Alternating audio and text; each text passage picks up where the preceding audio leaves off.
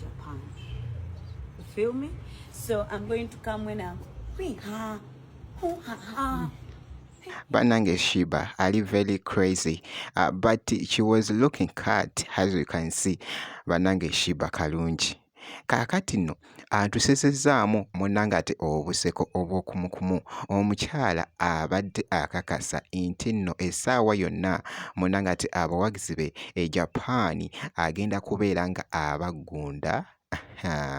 Endongo muganda wange omukyala abadde api abadde smart wali wona ate nga ku sayidi y'emu munnange ate Spice Diana kw'ossa ne faani we munnange ate omuzungu so nga ate Zaira Baby Coco Must Shine kw'ossa ne Emily munnange ate nabo beeguddeko bampita Jaminati nsinzira ku Jaminati Yugi wabula nga bwe nkutandisiza munnange mu katambi ka Shiba Kalungi bannange taggwaayo asiza munnange ate abawagizi be enseko ez'okumukumu kaakati nno mwana muwala ono avuddeyo era n'akakasa munnange essaawa yonna agenda kusala ku Japan naye muganda wange sooka owulire munnange byabadde akakasa.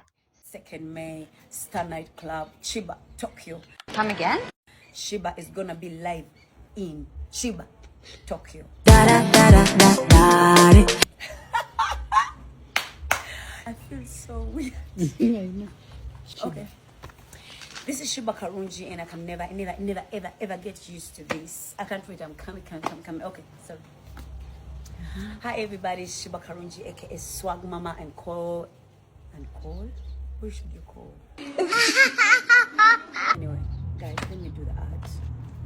Hi everybody, it's Shiba Karungi, aka Swag Mama, aka Mami, and I'm calling you out, Japan, the very first time in Japan. It's gonna be my first time in Japan. You feel me? So I'm going to come when I'm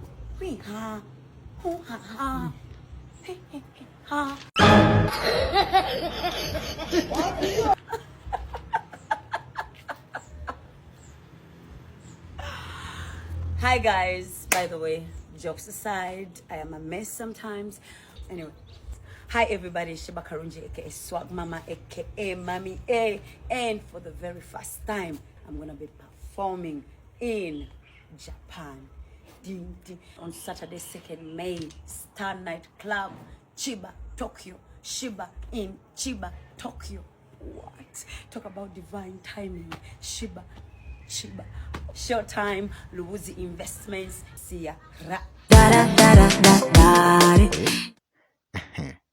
Banange Shiba Kalungi taggwaayo bambi abadde api era nga bw'olaba munnange abadde makage wali ku drop eyo gy'akoze n'akakasa nti nno munnange ate e Japan wali Spice Diana yabadde munnange ate Germany eno balinayo munnange ate faani waabwe ono omuzungu era nga omuzungu ono omulenzi ono ayagala nnyo ennyimba za Fikfa Maker n'eza Spice Diana kaakati nno yalabye nga Spice Diana munnange ate azze mu kitundu n'agamba nti no ku show siyinza butagendayo era n'agenda munnange ne beegwako ko wali nze namukwaya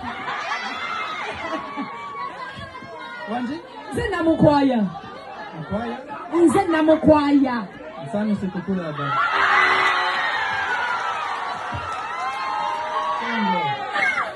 nze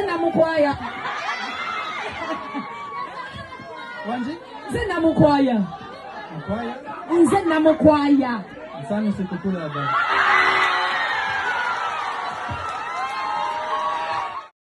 muganda wange ekibadde ku stage kibadde kyokya omulenzi ssebo amanyi n'okwogera munnange ate mu Luganda omuzungu ono nkugambye nti nno munnange ate faani waabwe wali munnange ate e Germany Zaira Baby Coco Must Shine Kosate ne Emily beeguddeko mu katambi kano nga bogezaako okulaba ekigambo ekibadde kiwandiikiddwako nti babadde bagenda munnange ate mu debate.